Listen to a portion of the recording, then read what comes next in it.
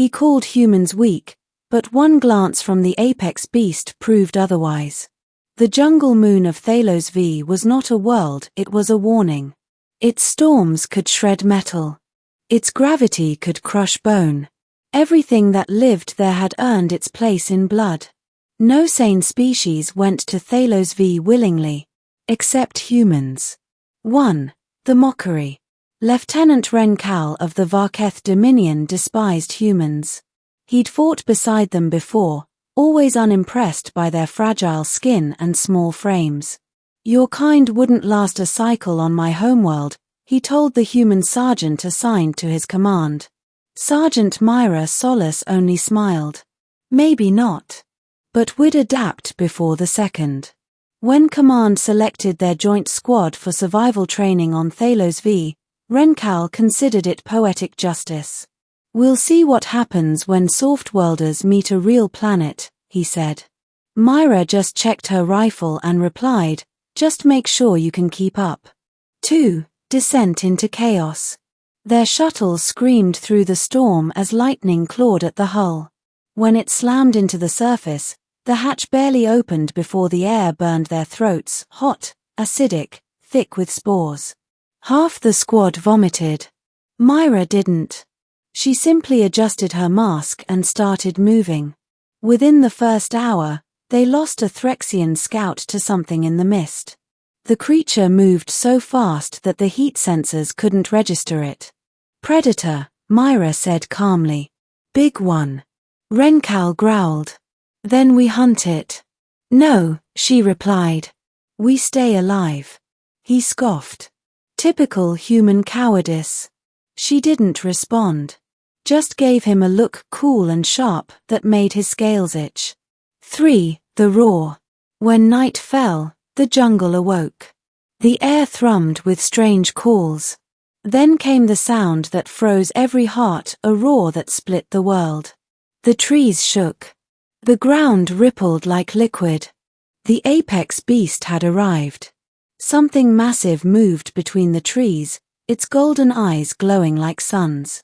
The first Varketh soldier panicked and fired. The plasma bolt hit its flank and fizzled uselessly. The beast turned its head and roared again, a sound that made Renkal's bones ache.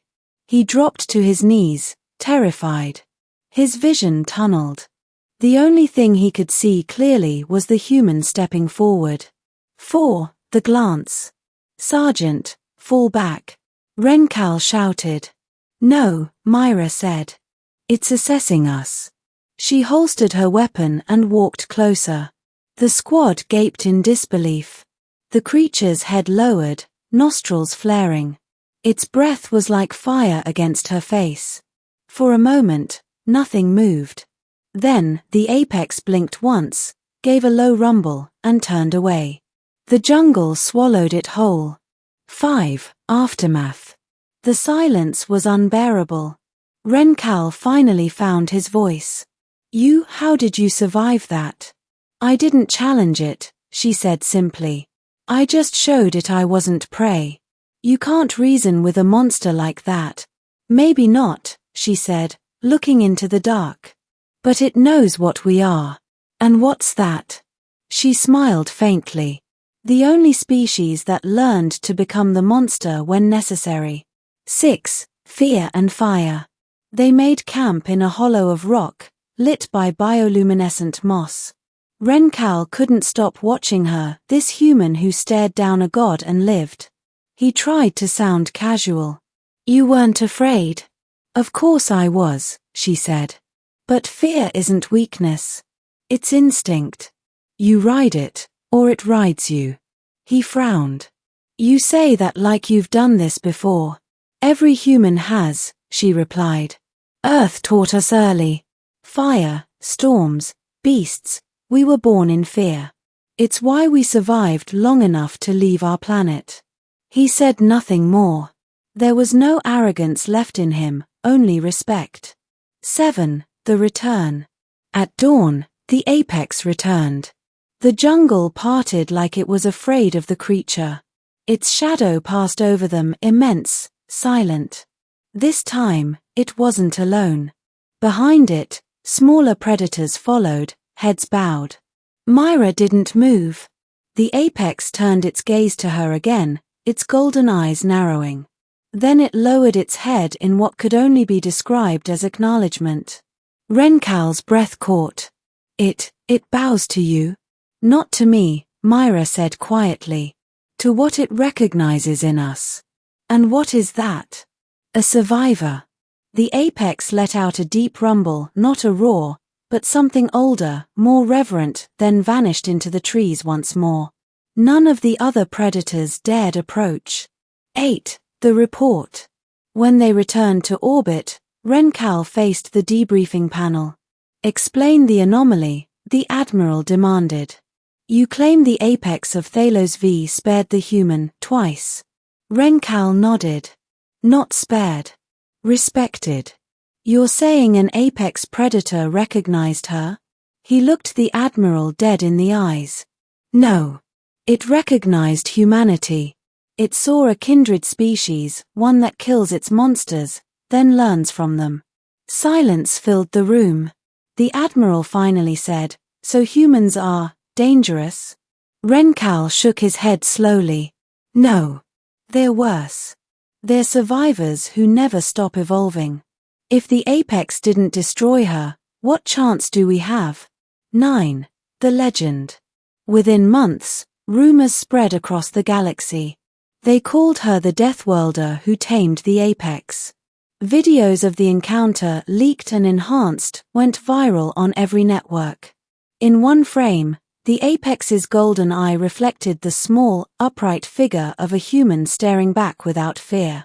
Civilizations that once mocked Earth's fragile species began to reconsider their assumptions. Some called humanity terrifying. Others called them necessary. 10. The visit. A year later, Rencal visited Earth. He expected cities, machines, civilization. What he found were forests, oceans, deserts, living, dangerous ecosystems teeming with creatures that could kill unarmed beings in seconds. And humans, walking calmly among them. He watched a woman feed meat to a tiger behind reinforced glass.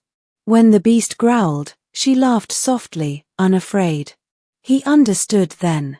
Humans didn't conquer their world, they coexisted with it, shaping themselves in its image. Predator and prey, mind and instinct, civilization and savagery all balanced in one species. 11. The message. When Rencal returned to the Dominion, he recorded a short memo for the military archives. It circulated among high-ranking officers, then leaked to the public. It read, "Humans are not strong because they lack fear. They are strong because they live with it every moment, every breath, and keep moving anyway.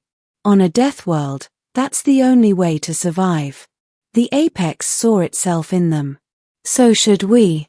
The file became required reading in Dominion training academies.